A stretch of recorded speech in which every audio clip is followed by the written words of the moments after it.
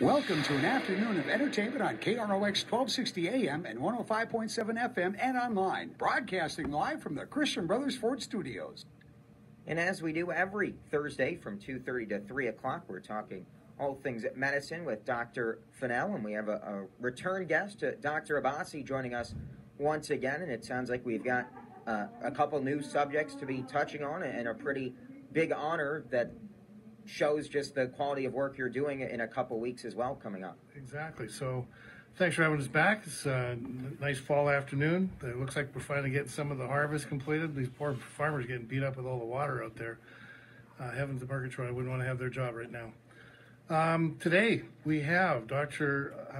Abbasi coming in from his home down in Alex, and he's up here today working with us in Kirsten. Dr. Abbasi is a neurosurgeon, and he has been, I think, probably one of the most innovative neurosurgeons I've ever met as far as how he's been taking the problems that we've been dealing with in lower back and chest and spine issues and coming up with whole new techniques of solving these problems. We're going to start today with an old Bugs Bunny problem. It's our aching sacroiliac.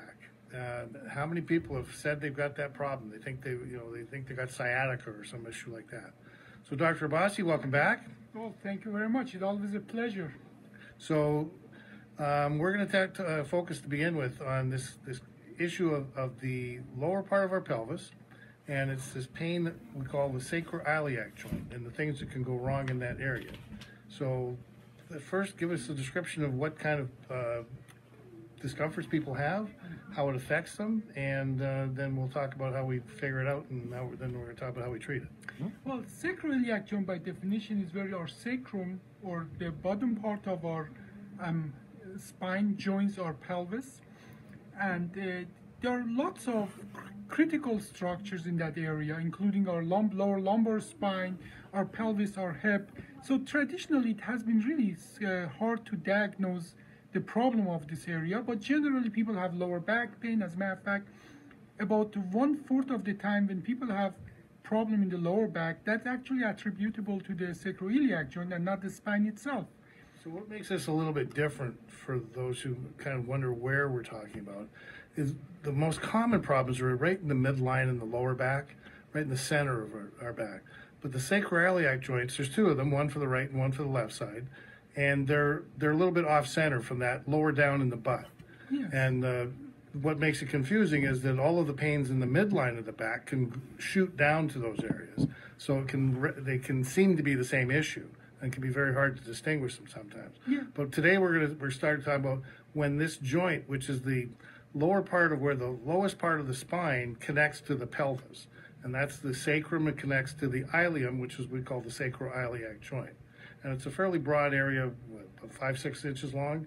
Yes. And it actually is mobile. There's a little bit of mobility takes place in this, and women know all about that. When they get pregnant, then those ligaments get loose, and the whole pelvis is designed to open up a little bit.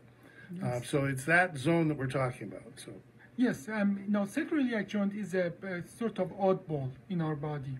We call it a joint. It's not really a joint in the sense of that enable us to provide any usable motion. As a matter of fact, there's not a single muscle that act on the sacroiliac joint alone. There are muscles that go over it, but not a single muscle that makes it move. As a matter of fact, we believe that if it moves, it's actually when it gives us the problem. And the way we know that is we know that the sacroiliac problem are 4 to 7 times higher when women give birth in the first year after delivery. And many of my patients, they tell they can actually point to it. They put their finger on it. That is, doctor, where my pain is, especially in the night when they turn from side to side. That can give them significant amount of pain. And as well, they report that, especially when they do activities, obviously when we are upright and put pressure on it, that with activity the pain gets worse. And I think it's important to know that for a very long time, we doctors neglected the sacroiliac joint for a simple reason. The solution we had for it was worse than the disease. As a matter of fact, that has been described, sacroiliac disease has been described in 1920s and 30s, before spine problem has been treated surgically. But once we could treat the lower back, we sort of neglected the sacroiliac joint because the surgery that would require to fix that for a long time has been going there, destabilizing, it literally destroying all those ligaments. It was used to be that people lose a good part of a gallon of blood in that kind of surgery. So until just about 10 to 15 years ago, we neglected sacroiliac joint, and we stopped doing all research on that because we didn't have a good solution for that. In the last 10 years, lots of things has changed. Well, let's go back to the beginning. What would somebody do that would make their sacroiliac joint become a problem? Is this just something that happens in an individual through life, through their activities? Are there more specific injuries that take place? Or are all the women who are childbearing destined to have this issue? The usual patient with a sacroiliac joint is actually younger. I mean, younger in the sense of younger than a lumbar spine or the lower back problem. They are in their sometimes even 30s, 40s, and 50s, and they, as we talked about, female just after giving birth, they have higher rate, as well as obviously any kind of sport, especially impact sport, can contribute to any kind of joint problem, including sacroiliac joint problem. So what kind of symptoms do they bring to your office and say, Doc, I've got a problem in my back, and what would make it so that you would think that this is more likely the sacroiliac joint rather than their lumbar or lower back problem?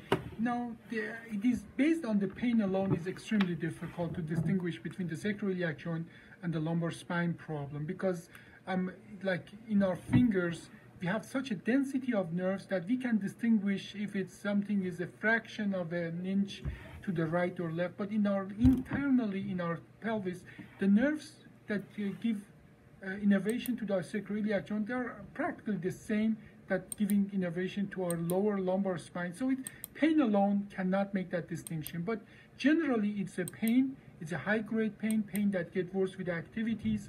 And the pain that is not exactly center, maybe a little off center, as well as the pain that especially I hear that very often that in the night when people turn from side to side or twist their back, gets significantly worse. As a matter of fact, many of my patients, they tell me it wakes me up in the night. Now, is this something that you say twist, your back hurts? Is this something that a chiropractor can treat? Well, I think chiropractors do a great job with muscular kind of pain by adjusting those muscles and bringing balance and deep tissue massage and reflex therapy.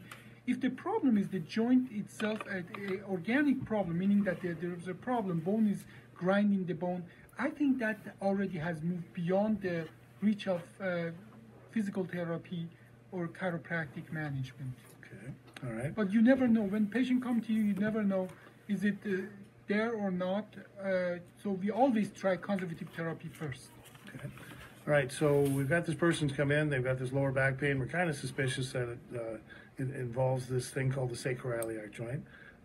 What steps we do go through next to try to diagnose that so we can be a little more certain about it? Well, like many other area of the body, and on the orthopedic side, Dr. Fennell, you are yourself an expert on that. If we have a question about if that area is causing the pain, we have so-called provocation tests. We put more stress on that area to see if we can, by provoking it in a controlled situation gently, if the pain gets worse. Once that result, that exam is done and the result is favorable toward the sacroiliac disease, we have another kind of diagnostic. We call it diagnostic sacroiliac injection, where we put a certain amount of Novocaine or bupivacaine, same thing that the dentist put in your gum before he starts drilling your teeth. We put it in that location and we tell the patient, go do things that are usually painful and come back and tell us. If we get repeated improvement, and the diagnostic criteria in the United States is meanwhile at least 2 positive injection, each of them 75% improvement, even for a single day, then we know that that is where the pain is coming from. Now, as everybody knows, when you go to your dentist, that numbing medication lasts 4 to 6 hours because our entire mouth is well perfused with blood and the medication wash out faster. But in the sacroiliac joint, it is not as well perfused, so that injection can last actually up to a few days. Now, the way we do that, we have improved on that. We choose, this is not an easy injection. This is not an injection that every random person can do that, because this is not a real joint. This is not enough space to go in, but there is a protocol. We have improved on that. When we go in, we put certain amount of the local anesthetic with steroid. And I have had a good number of the patients that after my 3 so-called diagnostic injection, the pain got better. And there was no need for me to do anything more. So we have improved that we make our diagnostic injection as well diagnostic and therapeutic injection. But if the patient come back after 3 injections in our hand and the pain is still coming back, but we had the positive effect of the bupivacaine or the numbing medication, then we know it's beyond the reach of conservative management. Then we have fantastic surgical options just in the last few years for this problem. So back it up a step. So to begin with, you talked about this provocative examination test. So in other words, we poke the bear when we're in the office. Yes. We try to do things that are going to exacerbate or make this pain more obvious, and hopefully that helps to isolate it. And if that's the case, no then pain, no gain. No pain, no gain. And then the next step up is we do this injection. Now, is there anything special about how the injection done? Is it done in the office? Is it done in the radiology department? Or how do we specifically make sure we're getting it in exactly the right location? Yes. Again, if anybody looks at the sacroiliac joint, notice initially that this is unlike any other joint in our body.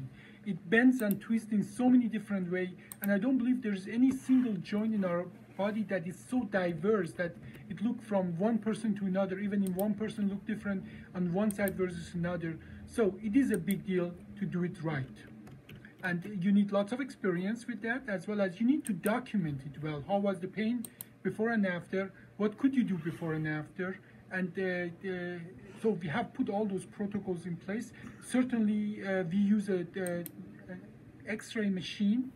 And with the X-ray machine, we make sure that the needle is in the right place, which is the lower part of the disc, which we call it articular region of the disc. And then we have as well set up a good protocol that it puts certain amount of medication. We put some contrast in to make sure that it's not in a random place. So it is a science for itself. But if it's done right, it's extremely powerful to identify the problem, and then it opens significant amount of options for the patient. Okay.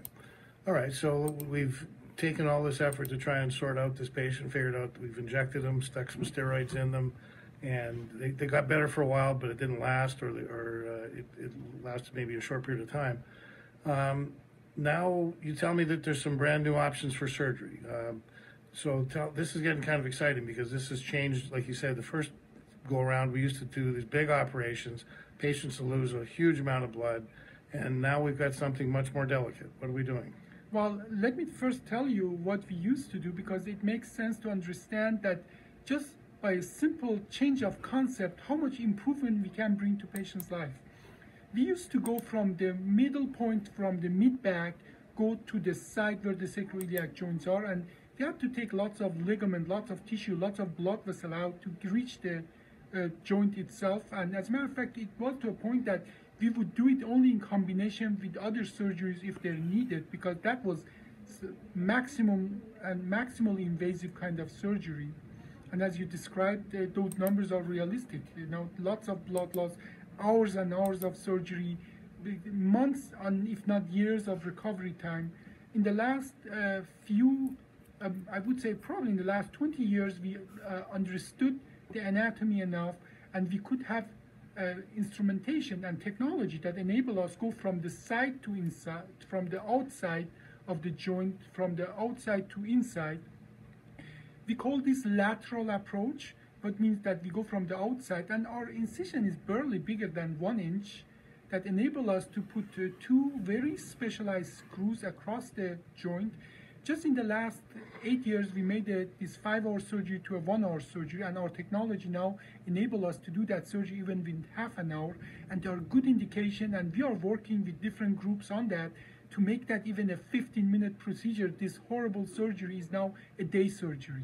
So we've gone from something that patients, you only did it when it was an absolute desperation in combination with something else because it was such a devastating operation. Now we're talking about a 15-minute, go home the same day operation through a 1-inch incision. Well, yet still half an hour's procedure, but the technology is improving every year, and this is truly has been a miracle of, at least in the area I'm working, has been a miracle of medicine that I have been observing in my lifetime. How common is it? We're talking about like it happens all the time. Is this a pretty common problem out there? Now, this is one of those like a field of dream. If you build it, they will come. If you look at it, it's everywhere. If you are not familiar with it, you never see it. And that's a problem because we couldn't fix it. We neglected the diagnostic of it. That has become almost the orphan child of musculoskeletal problem. But if you look at it, and we have done those studies, almost every fourth or 23% of the lower back problem are sacroiliac joint. If you had a surgery in your lower back, that rate doubles, meaning that almost every second or every third of the problem after you had a spine surgery is going to be sacroiliac problem, as well as there was something we never understood. Many of these patients, they have leg pain, and we never understood why should anybody with a sacroiliac joint have leg pain. But now we understand all those major nerves, we call them lumbar plexus or lumbosacral plexus, they go over the sacroiliac joint. If the joint is inflamed, irritated, all those nerves can be irritated. So we understand now that it's a part of the problem that you have leg pain if your problem is in your sacroiliac joint. So the great masquerader of the lower back is the sacroiliac joint. We've been neglecting it. Now it's coming much more to the forefront, and you're right at the very beginning of a group of people that are now doing a very slick, minimally invasive type of operation to solve the problem. And results so far, from what I've been hearing, have been quite spectacular. The result has been better than spinal surgery on the lumbar spine or disc and so on by far. This is one of those things that people are going with pain for years and years, and they come, we do the diagnostic. Nobody really looked into the sacroiliac joint. We do the diagnostic, and then we do it 4 weeks later. They come back and say, "Doctor, my life has changed. It is a different world for me now." So for all those people out there who've had back pain for a long time, sometimes they've been told that their lower back isn't necessarily the cause of the problem, but nobody's really come up with a good answer for them. There may be, hiding out in the weeds, an answer for them of where this discomfort's coming from. Well, we're going to move the topics to something a little more, I think maybe more near and dear to your heart than this last one. The whole concept of minimally invasive lower back surgery and how that's evolving as we speak. I had you here about 6 months ago talking about this. What we're talking about, for those who are hearing this for the first time, is traditionally in low back surgery, we were doing fairly large open operations for problems with arthritis, for problems with where the space in the spinal canal wasn't big enough, for problems of curvature of the lower back that were for degeneration. And traditionally, we made giant incisions and pulled all the muscles apart, and then we put screws and plates and things in there to try to get things lined up right. But the consequences of all of that invasion that we were doing was fairly substantial. And you've been in the forefront of this technology of doing this now through small incisions, very delicate little operations, done multiple different locations in the back, but allowing us to accomplish exactly the same operation, but much more quickly and with a higher degree of reliability as far as getting things to heal. So I'll let you just kind of give a summary of what is taking place these days and what's new that you've seen in the last year. Well, just in the last 6 months, we had another paper published, our landmark paper based on 300. We have done thousands of these surgeries now, and practically what we are solidifying this result. The result is undeniable. We have a new sheriff in town. We have a new way of treating this, and the old ways, even though some people are still clinging to them and don't want to let them go, it's extremely more damaging than with this new technology. I just did this surgery 3 times just around the corner in KROX. 2 of them are already, of the patient are discharged, and the 3rd one I'm going to go back after this interview and discharge home. This is unheard of, and even in the major centers, we get now constantly patients from major centers that they are told you need a stage surgery, 2-day surgery, 1.5 year recovery, and they come to us, we look at them, and we are able to do that surgery in 1.5 hours and send them home next day. As well, we hear a lot of, unfortunately, that is almost unhuman, that when people are older and if they have other disease, the surgical open old-fashioned will become exponentially more dangerous. They are told, go live with it. It is hard to be old, but it's much harder to be old and in pain. And those people who had no hope, now we are able to give them hope by providing a surgery that doesn't require 8-hour surgery or a gallon of blood loss, but 1-hour surgery and an ounce of blood loss that is much more tolerable. Now we are able to provide and widen the number of the people that they can benefit from this kind of surgery. So and that happens in your corner every day, and you are taking care of them. Your team in the Crookston is taking care of them. The other day I heard from good doctors in the Riverview that since we are doing this surgery, the post-operative complication has gone down 75%. That is unheard of in medicine, that one change makes so much impact in patient care. So we've had you said you had some 3 people.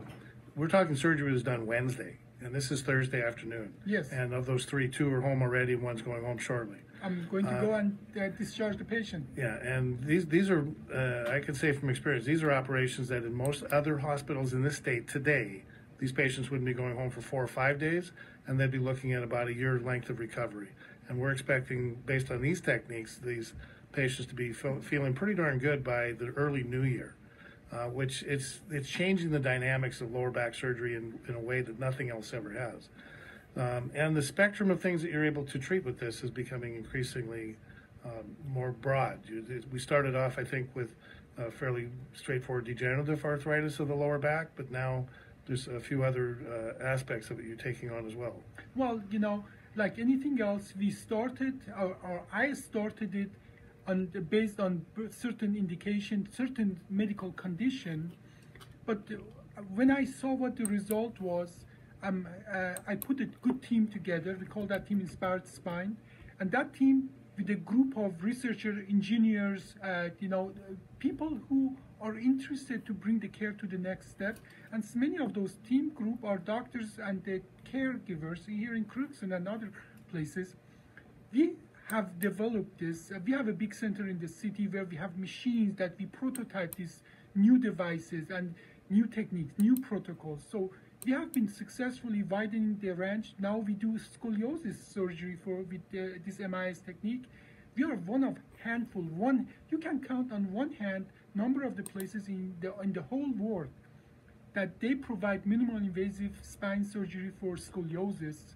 And guess what? We are one of them here in Crookston. Yeah, here in Crookston, one of a handful in the entire planet that can do Yes. what we're doing here. Yeah, and from a personal perspective, your dedication to getting this information out to the world. I got hijacked last night for 3 hours to go over a research paper so that it was be ready to be submitted for publication on this coming Friday. So you keep pushing the information out to the people. You're not hiding this. You want the world to know that Yes. how this can be done. So that's pretty amazing that the amount of effort you put in, not only in the operating room, but in the hours late at night trying to get this information summarized for other people to read about.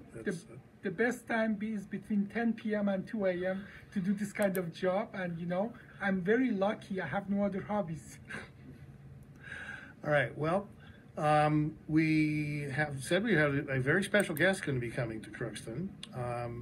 We have, rumor has it, that's not just a rumor, it's a fact, the president of the Japanese Spine Society, Dr. Kim, who has interestingly trained at the Mayo Clinic and then spent, I think, 7 years at the Mayo Clinic before going back to Tokyo.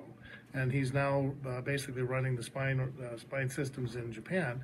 Well, he has become so intrigued by what's going on in Crookston that Dr. Kim is coming to visit Crookston on December 4th this year, so in about 5 weeks.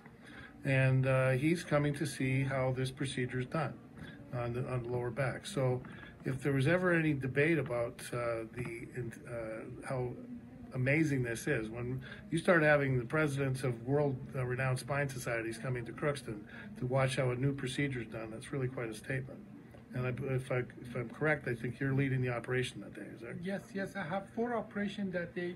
Usually in a spine place, I'm doing 2 surgery, that fills a day. And as you know, I did yesterday 5 surgeries because we made the big surgery small surgery. And in that day, we have scheduled 4 surgeries for Dr. Kim Fo to come and have a look at this procedure. But it's more than that. This Saturday, I'm meeting with a group of surgeons in Jordan who are interested to see that. Last week, I met with some surgeons from Germany again who are interested. We are getting international recognition because we have now the results again. And lots of people are still critical. In medicine, critic is a good thing. Being suspicious and being careful is a good thing.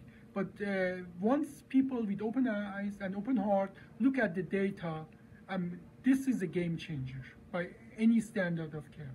As I've said before, this is kind of when we started introducing camera systems into joints and into abdomens. Mm-hmm. We started doing gallbladders instead of through big operations through small incisions. We started taking out cartilage in knees through tiny little incisions. And it's changed dramatically a number of different fields of medicine. And the low back guys really weren't doing so much of anything, weren't even interested in this kind of thing. And now we've got this whole evolution taking place with new technology, but you're backing it up with the outcomes over, like you said, over 1,000 patients been treated this way over the last 5 years. So it really is becoming super legit. And I say it's a testimony that people from Japan don't come to Crookston very often unless there's a good excuse for that. And this, I think, you're proving to the world that this is a good excuse. In a way, the result is so unbelievable that we have put thousands of patient testimonial out there because it is easy to find one good patient and put one testimonial out. And some of my group, when they ask me, why do you put like again and again and again, we get it, but the idea is the rest of the world is lacking behind us, is far behind us, and we have to convince the rest of the world that this is a game changer.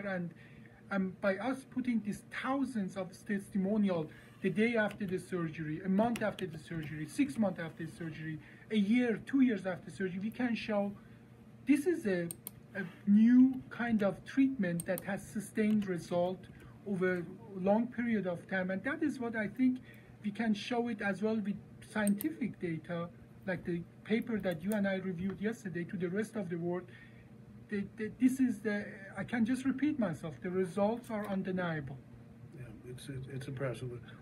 Just a little aside, a little piece of trivia from your data. The traditional low back surgery has a failure for the whole purpose of the operation. This is typically a fusion that has a failure rate of about 25 to 30%. Even more. And you've shown that that's because of all of the tearing apart of the blood supply to the area that we're actually operating on. Your technique eliminates that, and you said we have a 98% fusion rate? The fusion rate is significantly higher, which has been read by independent radiology in our group. But fusion for us is as well just an indication. Right. We have gone contrary to many of our colleagues that they want to reduce a person to numbers. We have gone do it the hard way, meaning that follow up that patient 3 months, 6 months, a year, 2 years, and actually go back to look at the clinical results, and as well by combining these protocols with our clinical outcome. And along the way, not only we check how they are doing, we steer them in the right direction. Right. But this was just an example of where it shows that it's transforming how these operations are succeeding, and then you see the effect of that, which is the clinical results are in a whole different league than anything we've seen before. So I commend you to keep it up. It's a long road. You still have a lot of skeptics to convince, but you're doing it the right way, and the patients, as you say, their voices are getting louder and louder. They're going to be showing people that this is really a very successful way of helping them. But always a pleasure to be here. That is the Medicine Explained program. Our thanks to Dr. Abbasi. Hopefully we'll have him in the future as well. And Dr. Fennell, I hate to put you on the spot, to have an idea of maybe where we're headed next Thursday? It's Christmas time coming up. We're going to be bringing our dietitian here to talk about how do we avoid that holiday bump. Well, that'll be, I'm sure, relevant to not just the announcer here, but I'm sure a lot of our listeners as well. We're looking forward to that again next week. It's 3 o'clock.